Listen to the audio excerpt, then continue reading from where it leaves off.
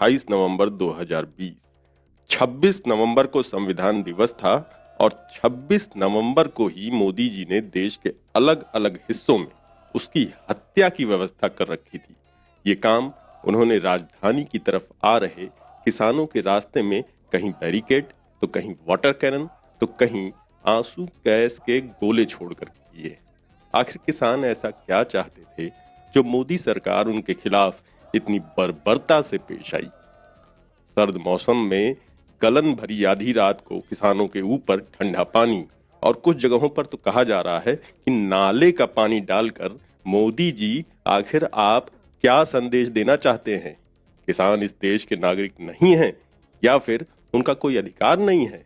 सभा करने, अपनी बात को शांतिपूर्ण तरीके से रखने और धरना प्रदर्शन करने का अधिकार उन्हें संविधान ने दे रखा है, और देश का कोई भी नागरिक या तबका इस काम को कहीं भी कर सकता है, और इस बुनियादी अधिकार को उससे कोई नहीं छीन सकता जब तक कि संविधान को खत्म न कर दिया गया हो। मोदी जी, राजधानी दिल्ली न तो आपकी है और ना नागपुर वाले आपके आका की। इसलिए अगर किसान या फिर मजदूर या समाज का कोई हिस्सा दिल्ली आकर अपनी बात कहना चाहता है तो आप उसे रोक नहीं सकते हैं। पिछले 70 सालों का यही इतिहास है और यही देश का लोकतंत्र और उसकी परंपरा रही है। अगर आपको याद हो तो एक दिन नहीं बल्कि महेंद्र सिंह टिकैत के नेतृत्व में लाखों किसानों ने संसद से 2 कदम दूरी और राष्ट्रपति भवन के ठीक सामने बोट क्लब पर दसियों दिन तक कब्जा कर लिया था। बावजूद इसके तत्कालीन सरकार ने ना तो उन पर लाठियां भाजी, ना ही उन पर आंसू गैस के गोले छोड़े और ना ही उन्हें पानी की बौछारों से मारा। लेकिन पिछले 6 सालों में आपने जो लोकतंत्र की तस्वीर जनता को दिखाई है वो किसी तानाशाह जार शाही से भी बदतर है। अगर इस देश की जनता अपनी बात नहीं रख सकेगी और अपने मसलों को नहीं उठा पाएगी और उसके मुताबिक देश नहीं चलेगा तो फिर आखिर ये लोकतंत्र किसके लिए है और ये व्यवस्था क्यों बनाई गई है? क्या पूरा देश कॉरपोरेट की सेवा के लिए बना हुआ है? खदानें हों या कि आदिवासियों की जमीनें, आप बारी बारी से सब कुछ कॉरपोरेट के हवाले कर रहे हैं। जनता की गाढ़ी कमाई से बने सार्वजनिक क्षेत्र के उद्यमों को औने पौने दामों पर उनकी जेबों में डाल दिया जा रहा है।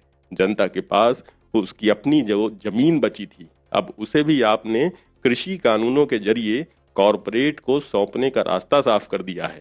यहाँ तक कि श्रम कानूनों में परिवर्तन करके 70 सालों से मिले मजदूरों के अधिकारों को लगभग छीन लिया, और अब जबकि वो आंदोलन कर रहा है तो उसे लाठियों से पीट रहे हैं।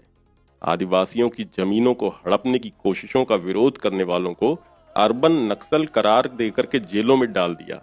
अब जब किसान अपनी जमीन के हड़पे जाने का विरोध कर रहे हैं तो आपने उनके सामने खाकी वर्दीधारियों को खड़ा कर दिया है।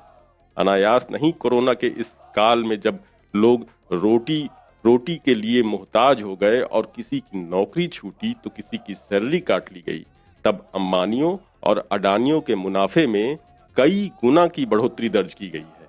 इससे समझा जा सकता है कि पूरे दौर का फायदा किसे मिल रहा है और ऐसा कराने में कौन मददगार साबित हो रहा है।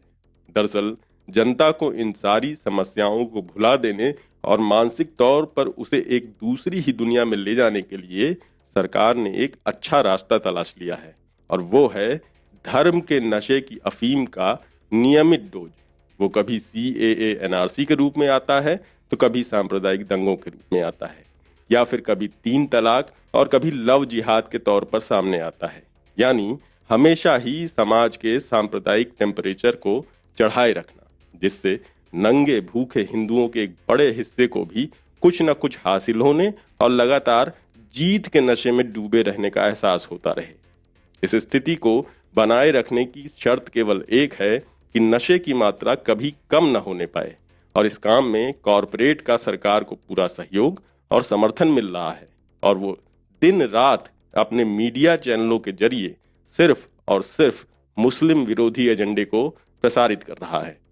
यानी सुबह से लेकर शाम तक सैकड़ों चैनल एक ही बात को लोगों की आंख और कान में डाल रहे हैं, और वो है मुस्लिम विरोध की सूंघनी। ये अनायास नहीं है कि जिस दिन हरियाणा के किसान सड़कों पर उतरकर दिल्ली जाने के लिए मार्च कर रहे हैं, सूबे का गृह मंत्री उनकी समस्याओं पर बोलने की जगह लव जिहाद पर कानून बनाने के लिए कमेटी बनाने का ऐलान कर रहा है। ये घटना बताती है कि किस हद तक बीजेपी सरकारें आत्मविश्वास से भरी हुई हैं और उनको पता है कि वो जनता के एजेंडे के खिलाफ अपने बनाए कृत्रिम एजेंडे को स्थापित करवाने में सफल हो जाएंगी और उनका कहीं किसी भी स्तर पर विरोध नहीं होगा। और बेशर्मी इस हद तक किसानों को दिल्ली जाने से रोकने के लिए अपने सारे फौज फाटे उनके रास्ते में खड़े कर दिए गए हैं।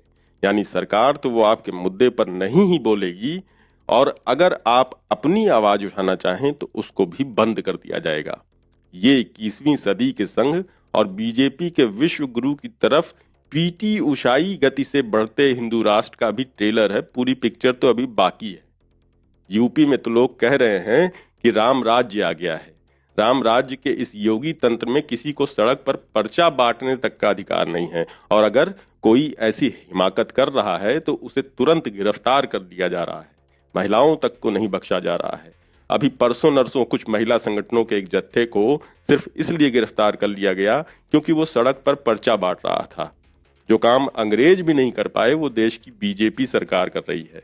अगर इसी तरह से अंग्रेज आंदोलनों से निपटते तो ना तो गांधी जी चंपारण जा पाते और ना ही डांडी मार्च कर पाते, और तमाम अनशन और प्रदर्शन तो बहुत दूर की बात है। जबकि ना तो उस समय लोकतंत्र था, ना ही चुनी गई कोई सरकार, ना ही कोई संविधान बना था। लिहाजा सरकार की जनता के प्रति कोई जवाबदेही नहीं थी। बावजूद इसके लोकतंत्र और मानवाधिकार की न्यूनतम शर्तों को अंग्रेज पूरी करने की गारंटी करते थे। लेकिन आज जबकि लोकतंत्र है, संविधान है, देश में चुनी गई सरकार है, फिर भी हमारे न्यूनतम अधिकार तक सुरक्षित नहीं है।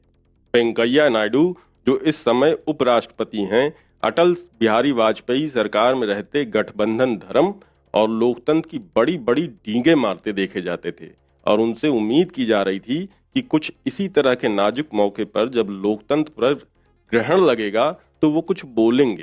क्योंकि एक बारगी माना जा सकता है कि मोदी को शायद उतनी समझ नहीं हो, या फिर सत्ता के नशे में वो सब कुछ भूल गए हो, क्योंकि उन्होंने तो जो रास्ता अपनाया है वो तो देश की बर्बादी का रास्ता है।